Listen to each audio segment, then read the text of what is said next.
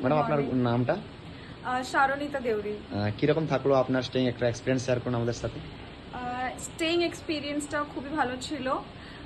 সচরাচর এরকম একটা অ্যাম্বিয়েন্স, এরকম ফরেস্টের মাঝখানে, আর এই যে ডিটক্সিফিকেশন, যে এখানকার যে কোটেশন যেটা আপনারা মেনটেন করেন, this is very good. Because আমরা শহরে থাকি, সারাক্ষণ মোবাইল নেটওয়ার্ক, মোবাইলের মধ্যে বিজি থাকা।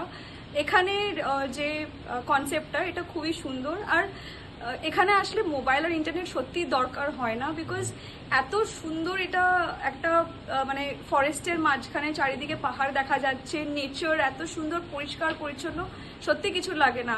বিকালবেলা খেলে টাইমটা স্পেন্ড হয়ে যায়, সকালবেলা you go for swimming, you go for off roading, দরকার পড়ে না অন্য কিছু। This is an excellent stay in my experience, মানে forest wise this is an excellent stay. Food কিরকম কি ছিল আমাদের?